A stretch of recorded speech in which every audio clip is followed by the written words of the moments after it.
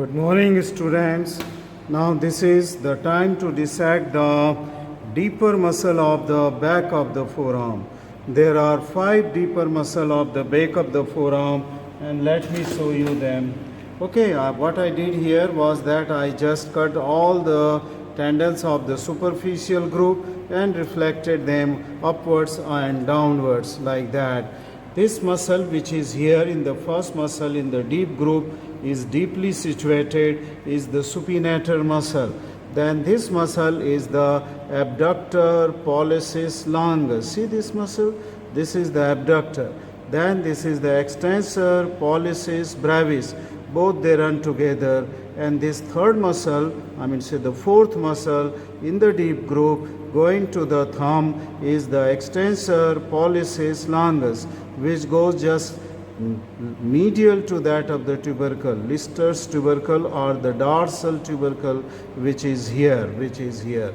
Now these two tendons are the tendon of the extensor carpi radialis longus and brevis. Forget them. Okay, and the fifth muscle, which is deeply located here, this is the indicis. Okay, extensor indicis. Okay. This extensor indicis muscle will go and will fuse with that of the extensor digitorum tendon. See this muscle, this tendon, extensor digitorum tendon going to this finger, extensor index finger. So this will join or to the extensor expansion along with the extensor digitorum, okay, as the extensor digiti minimi had joined for the little finger. So these are the 5 muscles. Once again I will tell you, this muscle, all these muscles are very, weak muscles, as this is the body of a lady, a very fatty lady, and muscles are vested muscles. They are quite, weak muscle. So you can see this muscle. This is the extensor indicis muscle is there. Then this is the extensor pollicis longus muscle, and then this muscle is the extensor pollicis brevis muscle. And this tendon is that of the tendon of the abductor pollicis longus, and this is the supinator muscle. So these are all the deeper muscles of the deep group. Let me tell you. Now this is the supinator, which takes origin from the supinator crest of the ulna, and then the fibers, they run laterally and downwards, and they cover the posterior aspect, lateral aspect, and that of the anterior aspect of the radius, okay, from the neck of the radius up to the shaft. And this is the nerve, which is the superficial branch of the radial nerve. Okay, then let us come to see this muscle, that is the extensor indicis muscle.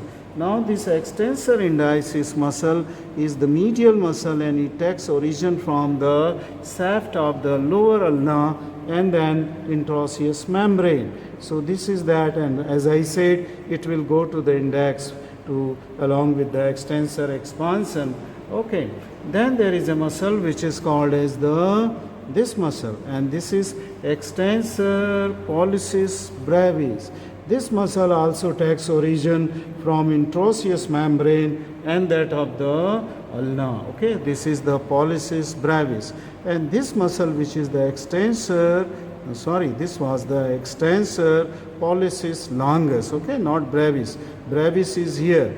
This is the extensor pollicis longus, which takes origin from the ulna and the interosseous membrane. And this was the extensor indicis, which takes origin from the ulna, because this is finger side, little finger is here, so this is the ulnar side. So these two muscle, extensor indicis and extensor pollicis longus, they take origin from the ulna and the interosseous membrane, while this muscle, that is extensor pollicis brevis, which is going to the thumb, this muscle takes origin from the posterior aspect of the radius and that of the interosseous membrane.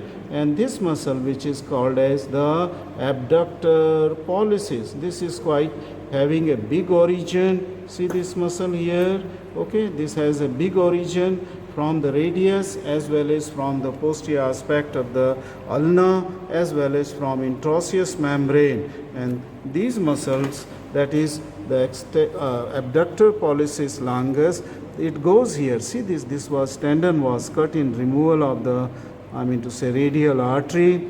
Okay, so this is that tendon extensor pollicis not extensor, abductor pollicis longus, and you can see that this tendon of the abductor pollicis longus, it is going and inserting here at the base of the first metacarpal,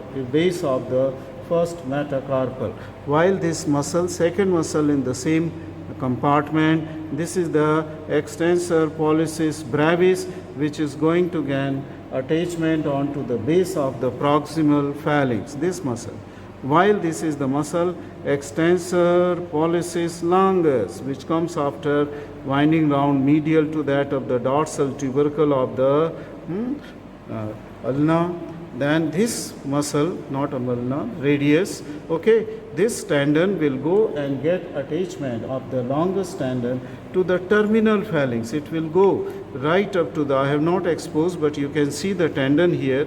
It is going and get attachment onto the terminal phalanx, okay, near the terminal phalanx, base of the terminal phalanx. Okay.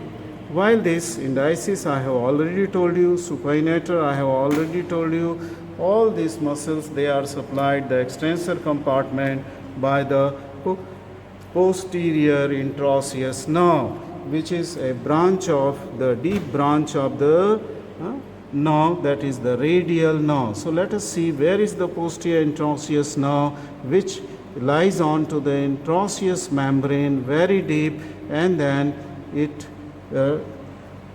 is accompanied by the posterior interosseous artery. See this nerve. This nerve is the lying onto the interosseous membrane. You can see this glistening membrane, and this nerve is lying here. That is the posterior interosseous nerve. It will go all the way right up to the posterior aspect of the wrist joint and will end into the pseudoganglia. Accompanying to it is a very thin artery. You can see this artery in my forceps. This artery is the posterior interosseous artery, which is the continuity of that of the posterior interosseous artery branch from the ulnar artery.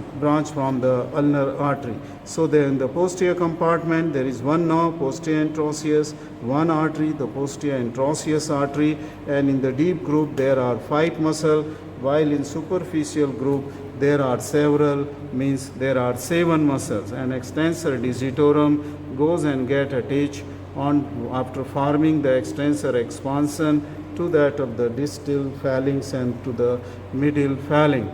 This completes the dissection of the back of the forearm. Thank you very much for watching this video on the deep muscles of the back of the forearm.